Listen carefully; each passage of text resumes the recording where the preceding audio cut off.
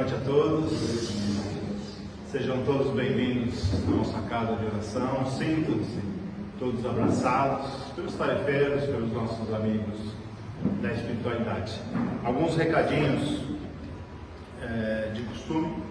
Nós ainda estamos arrecadando os alimentos e gêneros de higiene. A gente atende um grupo de famílias e todo mês a gente monta as cestas básicas. Então quem puder ajudar, a gente agradece. Um outro recadinho, nós vamos ter um novo Pichinchão, tá? É dia 2 de março, das 9 às 12, né, Célia? Tá? Então aqueles que quiserem participar ou quiserem pegar os papeizinhos para distribuir, tá? O Pichinchão ele tem algumas coisas muito boas e com preço bem embaixo mesmo, então ajuda bastante. Um recado para os tarefeiros da casa, lá na biblioteca nós temos lá 3 tipos de camisa, né, Zé? 3 tipos de camisa, 3 modelos de camisa, que a gente vai refazer o uniforme da casa, tudo, né? Então é para o pessoal dar o pitaco. Então os tarefeiros devem passar lá, ver qual que gosta mais. Está tendo uma votação, né? O pessoal da biblioteca está fazendo uma enquetezinha. Beleza? Então os tarefeiros passando por lá. E a biblioteca, ela está à disposição. Tá? Eu gosto bastante de lembrar o seu Sete e o Celso, né? O Celso também, toda vez ele lembra da biblioteca, que é muito importante. É uma das bases da doutrina espírita, é justamente a procura do conhecimento e do entendimento. Então a gente tem uma biblioteca, tem muitas obras à disposição para venda, para empréstimo, né? Então todos aqueles que quiserem pegar um livro para ler emprestado, sintam-se à vontade. Um outro recadinho, nós começamos essa semana as nossas aulas, tá? da doutrina espírita e do evangelho. Aqueles que quiserem participar, é só procurar um dos tarefeiros, dar um nome, que aí vai ser encaminhado para o pessoal responsável pela parte dos estudos. Tá? Então a gente começou, tem vagas, tá? Algumas está online ainda, tá? Então a gente está tendo aula online, acabou virando o modelo nosso. Tá? Então quem quiser participar é só procurar um dos nossos tarefeiros. Bom, dados os recados, vamos fechar os nossos olhos. Vamos todos nos abraçar espiritualmente. Vamos nos sentir sendo abraçados pelos nossos amigos da espiritualidade, formando assim um elo de luz, de paz, de amor, de harmonia.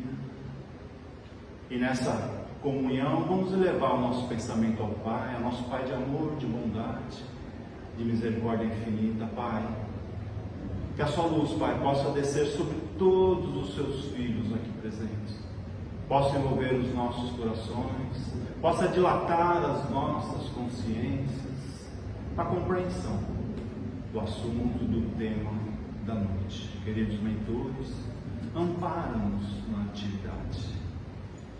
Vibrações de amor à nossa querida palestrante. Pai, abençoe o nosso propósito, que assim seja. Graças a Deus. Vamos receber agora com muito carinho nossa querida amiga, eu chamo ela de Beth, Elizabeth. Beth. Boa noite, pessoal. Agradeço essa oportunidade, é uma alegria estar aqui. O tema de hoje é a parábola do cego que guia outro cego. Por que Jesus ensinava por parábolas? Bom, para o seu colégio de apostolado, ele escolheu pessoas simples, eram pescadores, eram pessoas iletradas. Porque se ele escolhesse pessoas eruditas, líderes religiosos, políticos, filósofos, diz o autor Paulo Alves Godoy, com certeza, né, por conta do personalismo, né, porque, eu sei, os seus ensinamentos seriam deturpados. E aí Jesus, então, escolheu esses pescadores humildes e muitas das coisas ele ensinou por parábolas, inclusive para que elas atravessassem os séculos inalteradas. O Paulo Alves Godoy, no livro As Maravilhosas Parábolas de Jesus, inclusive explica que a parábola é como uma castanha, né? Difícil abrir uma castanha, vamos dizer uma castanha portuguesa, qualquer castanha, uma castanha do Pará, mais difícil ainda, né? E aí ela abre no tempo certo e nos apresenta aquela noz saborosíssima, mas precisa se abrir no tempo certo. E aí, na Idade Média, as parábolas passaram inalteradas, diz o Paulo Alves Godoy, porque os religiosos da época não entenderam a essência desses ensinamentos. Achavam, sabe, eram historinhas, né? Eram divagações. E permitiram que chegassem até nós inalteradas. E no século XIX, o Espiritismo elucida, né, com profundidade todos esses maravilhosos ensinamentos de Jesus. E Jesus, ele contou muitas parábolas e cada uma tem um objetivo, porque nós temos muitos problemas de relacionamento, problemas conosco mesmo, né? Problemas morais. E aí a parábola nos traz soluções para esses nossos diferentes conflitos interiores. E a parábola, ela tem personagem, é uma história viva, então tem profundidade, tem extensão, tem colorido. E essas parábolas, então, né, atravessaram os séculos. E tem mais, Jesus ensinava com autoridade moral. A gente lê lá no Evangelho de Mateus, capítulo 7, versículos 28 e 29. E tendo Jesus acabado este discurso, estava o povo admirado de sua doutrina, porque ele ensinava como quem tinha autoridade e não como os escribas e fariseus. Jesus impressionava os seus ouvintes. Um outro escritor, Rodolfo Caligares, no seu livro O Sermão da Montanha, diz que o discurso dos escribas eram vazios. O que eles falavam? Eles lembravam o povo de suas obrigações religiosas, né, do quanto eles precisavam contribuir financeiramente para o templo. Eles falavam dos cultos, né, das coisas exteriores. Não ensinavam com profundidade, não sensibilizavam corações. Eles não falavam de retidão de caráter, de humildade, do sofrimento agora e das bem-aventuranças futuras. Ele não falava de caridade, eles, né, os fariseus, os sacerdotes, de misericórdia, de perdão, de tolerância, de desapego aos bens materiais. E a multidão, além de tudo, sentia uma vibração elevadíssima de Jesus. Imagina, né? Nosso governador aqui do planeta Terra em pessoa, né? Plena autoridade moral. Bom, vamos para a parábola do cego que guia outro cego. Essa expressão, cego que guia outro cego, é muito antiga, vocês sabiam? Vem antes de Jesus. O livro dos Upanishads, que é o livro sagrado do hinduísmo, foi escrito no ano 800 antes de Cristo, 8 séculos antes de Jesus. E lá a gente lê: permanecendo no meio da ignorância, pensando-se sábios e instruídos, os tolos vão sem rumo aqui e acolá, como cegos liderados por cegos. E no ano 29 depois de Cristo, também na Índia, houve um encontro de budistas, monges budistas. Eles compilaram todos esses escritos e anotaram: suponha que houvesse uma fila de cegos, cada um se apoiando naquele que está à sua frente. O primeiro não vê, o do meio não vê, o último não vê. São cegos guiando cegos. Aí Jesus contou a parábola, né? A gente pode extrair muitos ensinamentos da parábola de Jesus. Por exemplo, aqui Jesus está falando de cego espiritual. Nós, nós somos cegos espirituais? Quem nos guia? É um outro cego espiritual? Afinal, quem é esse cego que guia outro cego? O Caibar Schutel, no livro Parábolas e Ensinos de Jesus, cita Lucas 6,39. Porventura, pode um cego guiar outro cego, não cairão ambos no barranco? E Mateus 15, versículos 12 a 14. Sabes, dizem, disseram os discípulos a Jesus, sabes que os fariseus, ouvindo o que disseste, ficaram escandalizados?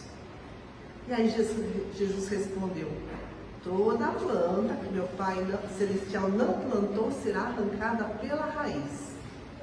Deixai-os, são cegos guias de cegos. Se um cego guiar outro cego, cairão ambos no barranco. E aí o Caibar Schutel explica, tem o cego físico, que é horrível ser cego, deve ser horrível ser cego e não ver, mas diz ele, é 1000 vezes pior ser cego do espírito. Quando Jesus falou o cego que guia outro cego, estava se referindo aos sacerdotes hebreus. Apesar de eles serem os intérpretes da lei mosaica, das escrituras sagradas, eles eram cegos espirituais, porque eles eram assim, falavam uma coisa e faziam outra. Eles tinham um orgulho tão grande, esse orgulho era como uma catarata, uma venda que os tornava cegos. E tem uma outra frase de Jesus, muito se pedirá àquele que muito recebeu. Eles conheciam os ensinamentos das leis de Deus, mas eles usavam para interesses próprios. Lá em Mateus 18,6 nós podemos ler, mas qualquer que fizer tropeçar um destes pequeninos que creem em mim, melhor que fora que se lhe pendurasse ao pescoço uma pedra de moinho, deve ser uma pedra muito grande, e se submergisse na profundeza do mar. Não é uma ameaça de Jesus. O que Jesus está nos dando é um alerta. Muito se pedirá àquele que muito recebeu.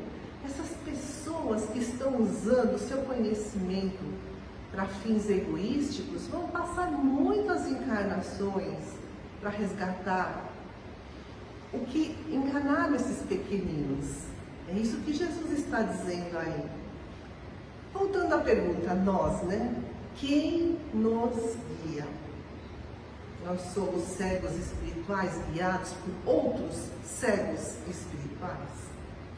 Acho que não, Nós estamos aqui, querendo aprender os ensinamentos de Jesus.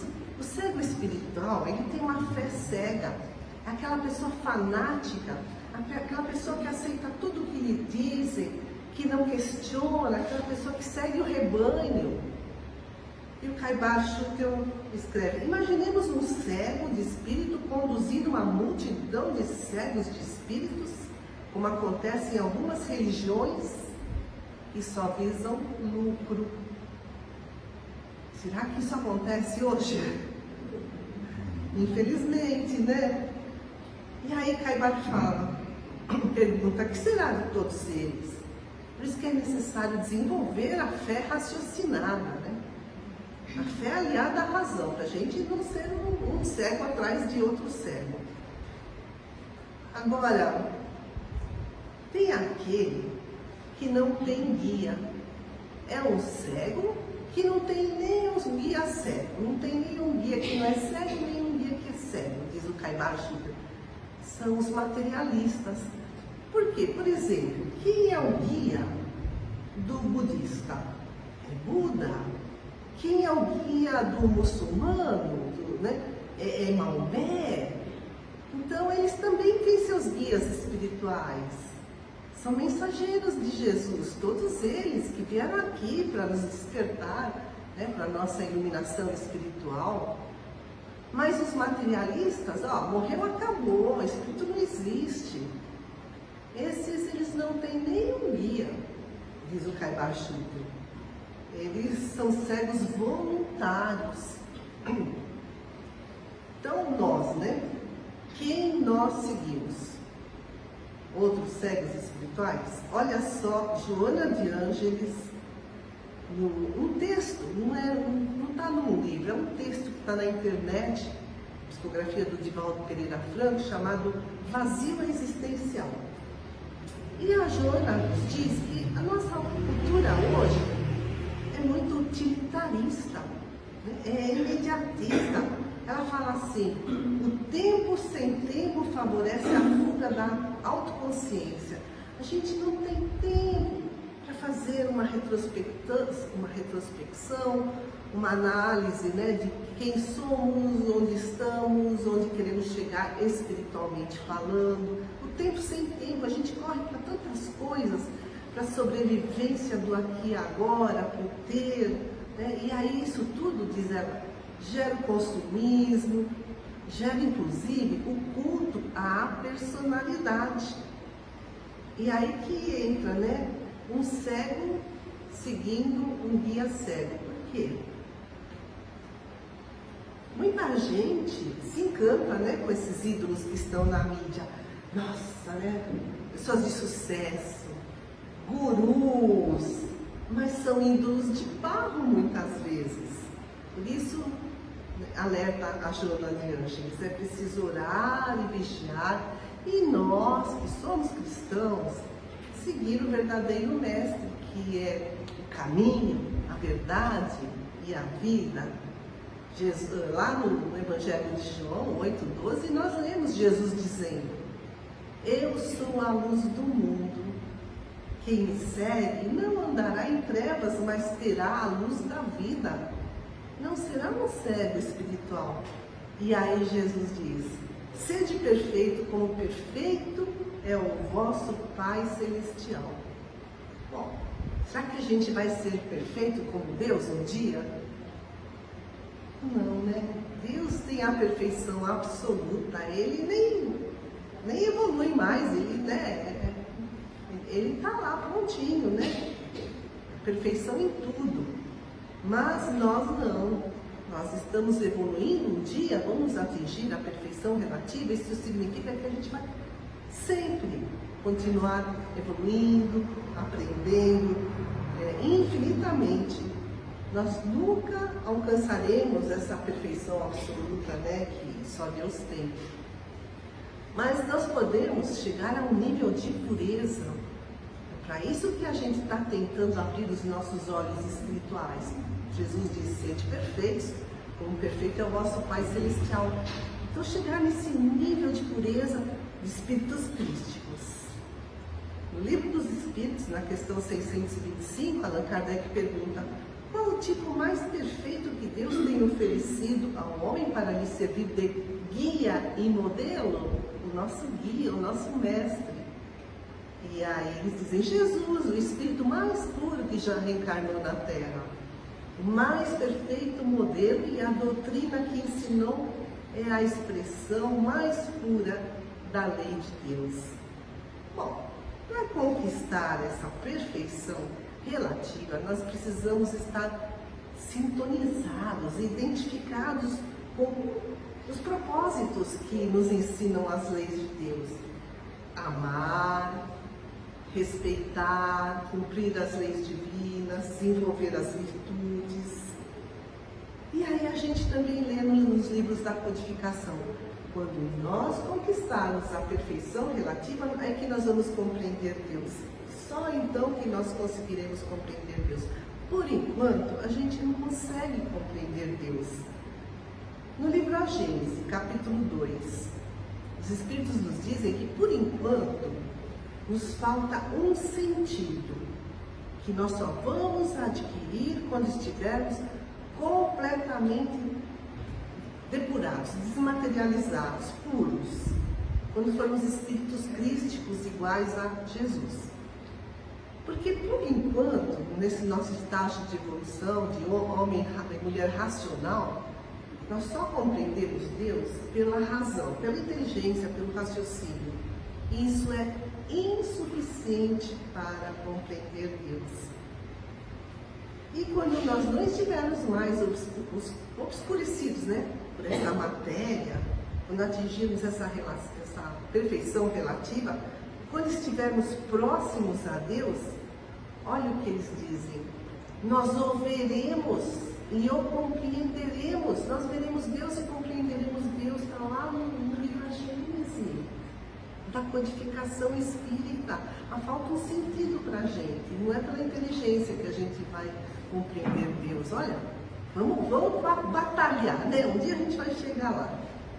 E na Gênesis, na questão 12, embora não possamos compreender a natureza íntima de Deus, podemos formar, pelo raciocínio, uma ideia de suas perfeições. E aí é que entra o que Jesus nos disse: sede perfeitos como o vosso Pai Celestial é perfeito. A gente tem uma ideia, né, das perfeições, dos atributos de Deus. Então vamos nos esforçar. E diz o grande filósofo Humberto Roden: ninguém pode ver claramente o Deus transcendente do universo de fora, antes de ver nitidamente o Deus imanente do universo de dentro. O Deus é transcendente, é o Deus criador de tudo, fez tudo. E Deus é imanente, Ele está dentro de cada um de nós, conhece a cada um de nós. Então, o Deus transcendente é esse que está fora e acima de nós. E o Deus imanente é esse que está dentro de nós. Jesus diz: vós sois deuses, né? Temos essa essência divina. E na Bíblia, inclusive no livro de Jeremias, no capítulo 23, olha lá na Bíblia, no Velho Testamento, Jeremias escreve: sou o Deus de perto e o Deus de longe. Deus de longe enche os céus e a terra, Criador de tudo, perfeição infinita. Sou o Deus de perto, ninguém poderá esconder-se de mim. E Paulo de Tarso, né? Essa frase também é bem famosa, né, Maria? Bem famosa. Ele estava pregando lá para os filósofos da Grécia, no Areópago, né, em Atenas, e ele disse, isso daí está lá nos Atos dos Apóstolos, né, no capítulo 17. Deus não está longe de cada um de nós, pois nele vivemos, nos movemos e existimos. E como aperfeiçoar-se? A gente já tem uma ideia de quais são os atributos de Deus, a gente sabe que Deus está dentro de cada um de nós. Como que a gente pode chegar a caminhar na nossa jornada evolutiva? Um outro notável religioso, Tomás de Kempis, ele nasceu na Holanda no século XIV. Ele escreveu um livro chamado Imitação de Cristo. Era o livro mais vendido no mundo todo depois da Bíblia. Sucesso danado.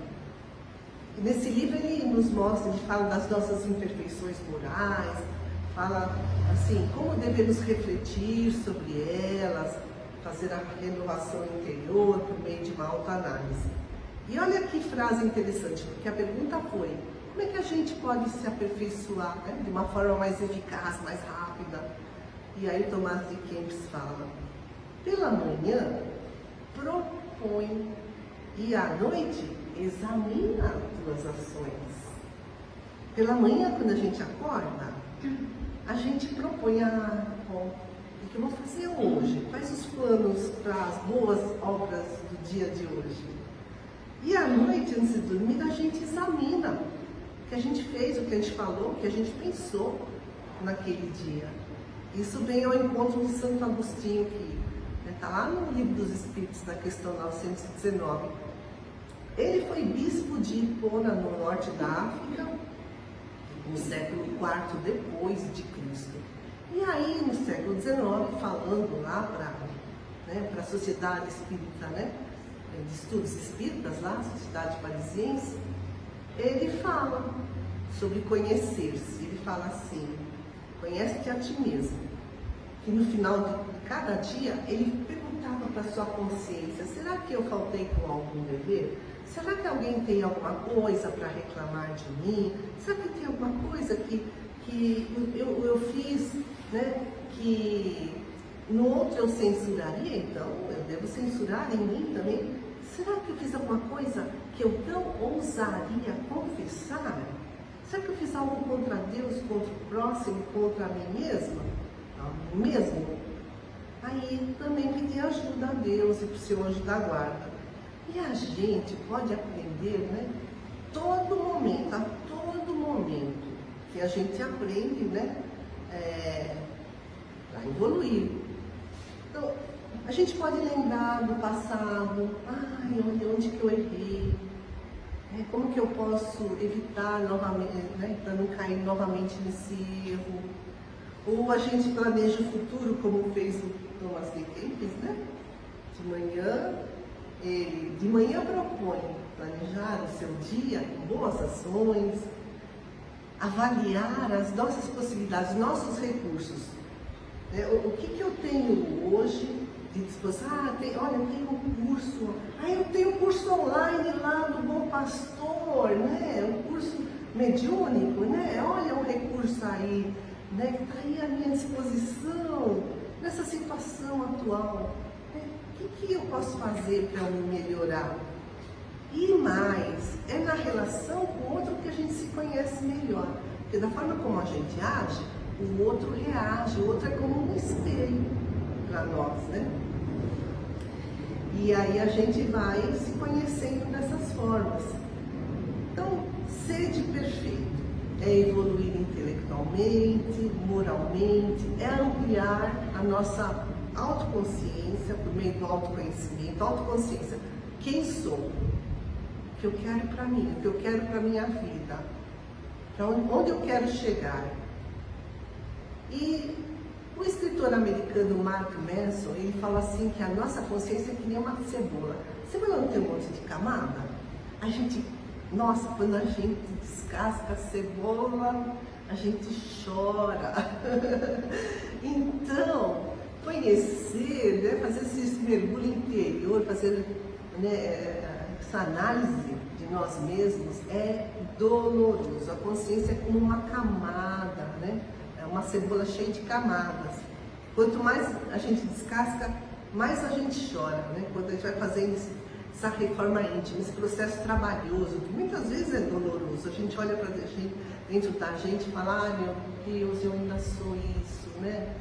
Não tenho forças. A primeira camada, diz o Mark Manson, é a camada das emoções. É preciso compreender. Emoção é aquilo que explode, sabe? De repente, vem lá do inconsciente, é uma reação normal. Eu estou com raiva. Raiva é uma emoção. Então, o que eu vou fazer com essa raiva? É direcionar, é gerenciar as nossas emoções. A segunda camada é dos sentimentos.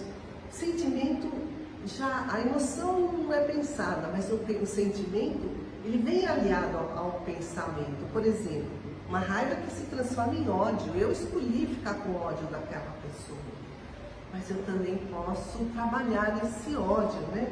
E por que surgiram esses sentimentos de rancor, de inveja, de ciúme? Às vezes a gente demora anos para obter uma resposta. A gente vai até numa psicoterapia para se conhecer melhor, né? E a terceira camada é a camada dos valores. Isso é tão importante, tão importante. O que é valor? Aquilo que para mim é importante, para ele é importante. Então, aquilo que valorizamos. Eu valorizo um sucesso material a todo custo, né? Não importa a que preço, né? Não importa passar de rondão em cima dos outros. Eu quero um prazer, não importa, agora eu vou me esbanjar, não importa se eu adoecer. É um valor, aqui eu estou valorizando o prazer, o ter. Então é preciso questionar-se quais são os nossos valores, o que realmente é importante para cada um de nós. E assim a gente vai se construindo, porque nós não somos estáticos, nós estamos sempre nos construindo. Nós somos, como dizem os filósofos, os psicólogos existencialistas, nós somos um ser sendo, né? Sempre a caminho. E são as nossas intenções, né? Aquilo que a gente almeja. E é o nosso livre-arbítrio, aquilo que a gente escolhe, é que vai, né, nos propiciar ser essa construção própria, né? É que vai construir o nosso próprio destino, é que vai nos tornar essa pessoa ou aquela pessoa. Por isso que é importante, né, todos esses ensinamentos que Jesus nos ensinou.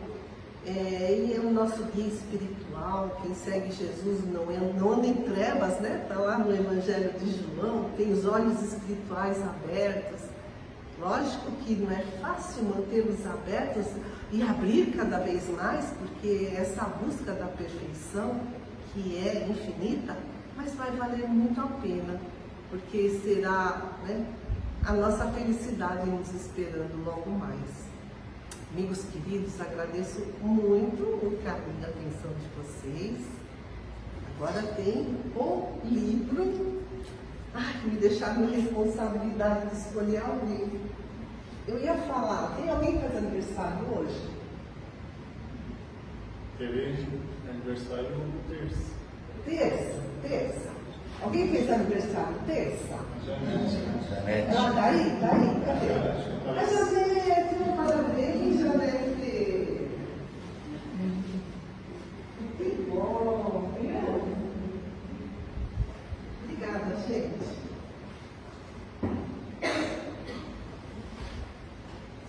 Vocês fazem a festa, não?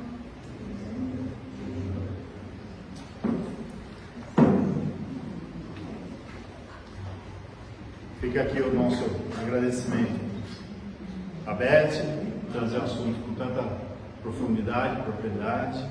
Obrigado, Beth. E com base nos entendimentos da noite, usando a frase da Beth, ser sendo, caminhando. E a pergunta para respondermos trancados no nosso quarto, no nosso íntimo. Nós somos cegos espirituais. A nossa fé, ela é raciocinada ou é uma fé cega?